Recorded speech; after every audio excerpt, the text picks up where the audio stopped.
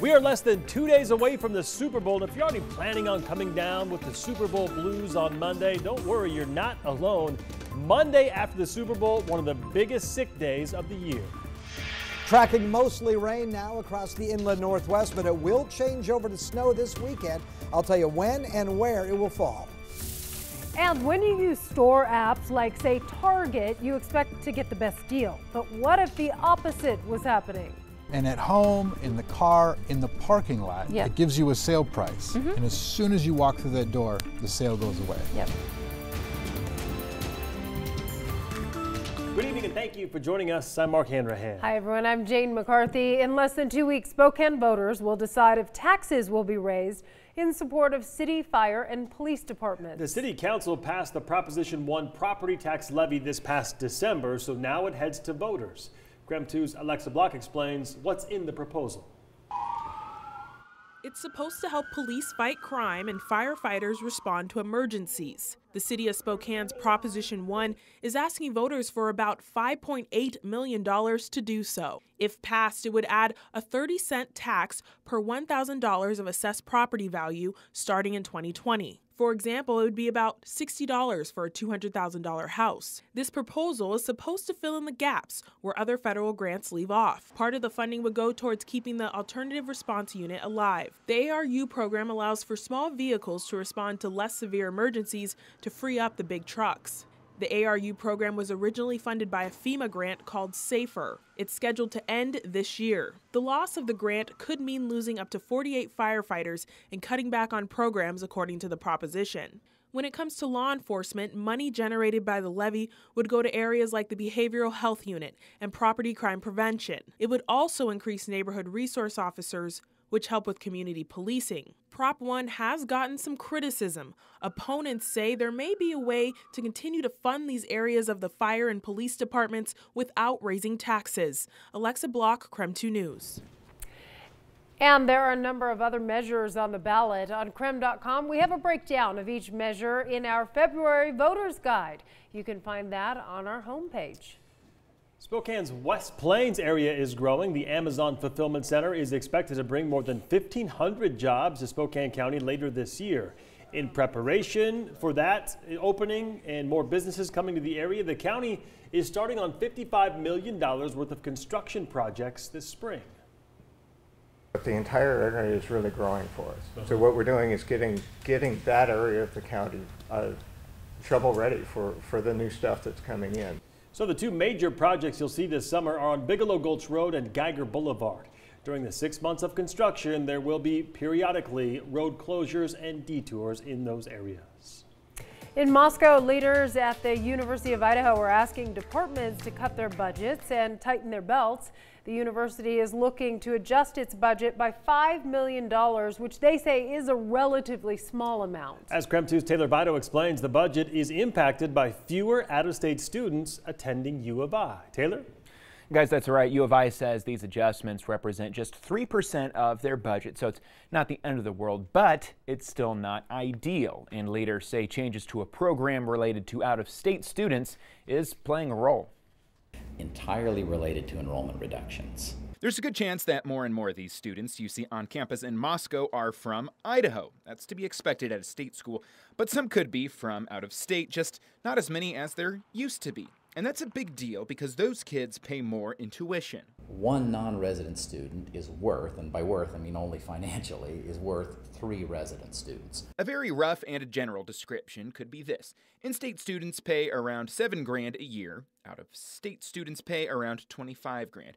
So why less out-of-state students? Well, over time, U of I has made changes to a waiver program for students from other Western states, meaning that students from the West aren't getting as cheap of tuition in Moscow as they used to. There's a good chance that price-sensitive students will say, no, I'm from North Dakota, I'll just stay in North Dakota. School leaders say it's become harder for international students to get visas as well. So to that, U of I is adjusting its budget by $5 million. $3 million of that are pure cuts. It's no secret that it's a morale buster if you announce budget cuts. No faculty or staff will be laid off. That's the good news. While certainly not ideal, school accountants hope that the cuts won't be terribly noticeable. Any dollar amount measured in millions is a lot of money, but a relatively small percentage of the overall budget. And over the next year or two, U of I is anticipating another $4 million in further budget cuts that will help create buffer room, the school says. In the newsroom, Taylor Vito, KREM 2 News. Taylor, thank you very much. Meantime, parts of the Illinois Northwest already seeing some rain and snow tonight.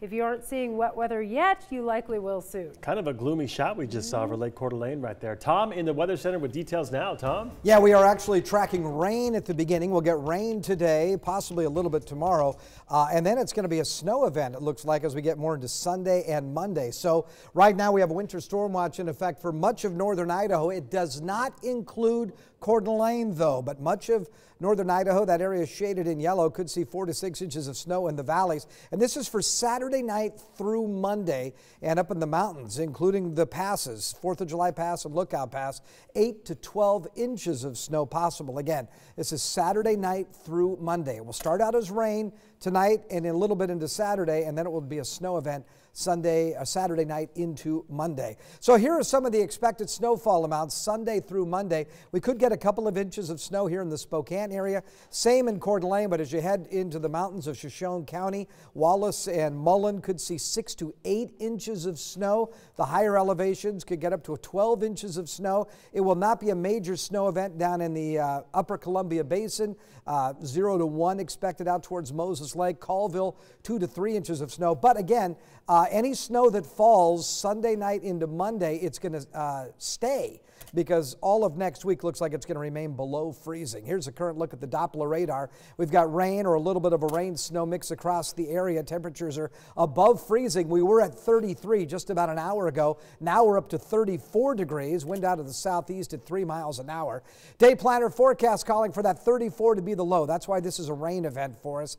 And then we'll look for high Saturday. Very, very mild at 40 degrees. The colder air moves in over the weekend. I'll have more on that, as well as a look at the computer modeling of this storm in just a few minutes. Sounds good, Tom. Thank you. It is one of the most common complaints crews get when clearing the snow, that their plows put large snow berms in front of people's driveways, making it difficult or even impossible for them to get their cars out. Last year, Spokane County launched a pilot program to see how effective so-called snow gates would be in keeping driveways clear. County leaders say they got positive feedback. We've received phone calls, emails, and even a letter to the editor that we've received from folks complimenting us on that. I guess it kind of goes back to that kind of the most thankful thing is our constituents' backs, not having to shovel those big berms. County leaders say they will buy up to 6 more snow gates for next winter. Those will be used in urban and residential neighborhoods. Well, when you use store apps like Target's, you expect to get the best deal. But what if where you use the app impacts the price? Tonight, Chris Harapsky shows us something we're calling the parking lot price switch, and why knowing about it could save you hundreds of dollars. Miranda Arts is an avid Target shopper. I was buying an epilator, and it was $99.99 in the store. So I bought it. But when she walked out to her car, she noticed something strange. And I noticed my app was still open, and it was still on that product, and when I got to my car, I noticed it said $69.99. I was a little confused. I thought maybe I misread it in the store or something. So she got out of the car and went back inside the store. And by the time I got to the front of the line with customer service, the app had gone back to $99.99. Huh. Okay. So I went back out to my car, and again, it went to $69.99. So I took a screenshot this time and brought it back in and got a price match. Now, a few weeks later, she was going camping and found a great deal on a tent. This time, she took a screenshot right away. I looked it up online, and it was $83. Check the timestamp. And again, when she walked into the store 2 minutes later, this is what she saw. And it just showed us the regular price of $119. So that's $40. And at home, in the car, in the parking lot, Yep. It gives you a sale price. And as soon as you walk through that door, the sale goes away. Yep. We had to see for ourselves if we could recreate Miranda's experience. So we made a list of 10 random items, from vacuums to toys to bottled water. And here are the prices we were given on the Target app before going to the store. So we have identical lists on 2 different phones. We're walking through the Target parking lot. We're going to find out what happens when we get inside. Once inside, this happened. 4 out of the 10 items on the list jumped up in price on the app. This watch band went up $2. This Shark vacuum, $40. The Graco car seat, $72. The Dyson, $148 more expensive on the app inside the store. Our list of 10 items was a total of $262 cheaper in the parking lot. Actually, way in the back of the parking lot. As we left the store, we wanted to see the prices switch in real time and find the exact spot where that happens. And if you pay close attention to the $351.99 there on the app, you'll see, boom, like a magic trick. It changes hundreds of feet away from the store. We asked Target to explain what was happening, and here's what they said in an emailed response. Quote, "The Target app shows in-store pricing while in store and online pricing while on the go. If a guest finds any item for a lower price across any of the ways they can shop Target, we'll price match it," end quote. George John, University of Minnesota marketing professor, believes there's a little more going on than that. What is happening in this instance? That particular experiment reveals so many interesting facts about our retail environment. Somebody at Target programmed in an algorithm which says someone who's 50 feet within the store is willing to pay more. The most reasonable explanation is that you've just revealed your commitment to buying the product. You're in the store or you're in the parking lot. If you're further away, you haven't quite committed, so I'm going to give you a juicier deal. That's why the price went up when you got closer to the store. Once you're in the store, I've got you, and I'm going to try and maximize your market basket. So how does Target know when you're inside the store? Well, when you download the Target app, it asks if it can access your location.